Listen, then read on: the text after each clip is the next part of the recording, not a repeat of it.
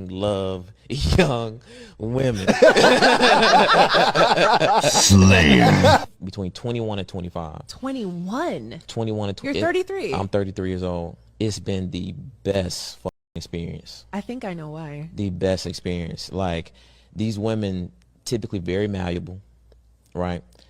So this is a whole completely different podcast, and he's up there with a different group of people because they're laughing at this, and he's talking about this malleable thing. So that means that he's been saying this and has never been challenged on what the word actually means, because you remember on the last podcast he didn't even know what the word meant. Very cooperative, extremely cooperative, right? Kevin Samuels Jr. Exciting. No, listen. For sure. No, let me tell you, because I'm just being very honest about my experience. Like, they don't have many negative experiences, so they do truly give you grace. I fucking love Grace? Wow. What are your thoughts on this segment? So he's 33. He's looking for a young lady who has just left her parents' house, who doesn't have experiences with men like him. Why is it so important for him to be with a young lady who does not have experience, who's malleable? Does he want his daughter at the age of 21 to be dating a man like him? And these ladies sitting up here on the podcast laughing. I don't think that this is funny. I really want your thoughts on this, because these men give predator vibes. These men give, I don't want a partner, I want a person that I can control and contort.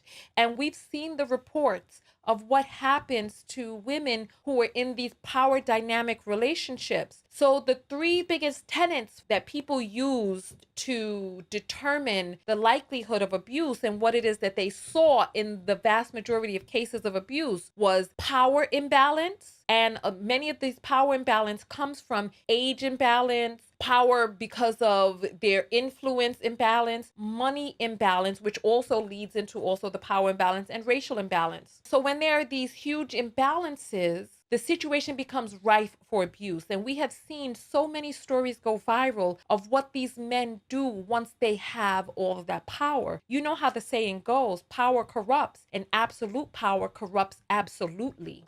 And so he wants all of this power over a person, calling them malleable and impressionable and all of these words that show that he's looking for an empty vessel for which he can impress himself upon. But he said he effing loves these women between these ages, but he hasn't married any of them. He has a slew of girls who have had a bad experience with him, because I can tell that he's a problem. And there's this girl looking up. I think I know why you like these young girls. And look at her face. She looked concerned after all of that, because she was smiling at first. And then I don't know. It's unbelievable that he's hopping from podcast to podcast. And what qualifies him to speak on this? Where is his marriage to a 21 to 25-year-old young lady? Where is his marriage to one of them? So he's out there creating all of these broken hearts and baggage for the next man out there. He doesn't care about his brothers, because if he cared about his brothers, he would leave the field untouched. He would only pursue those women that he could see himself marrying, but he has to first be in a position to get married.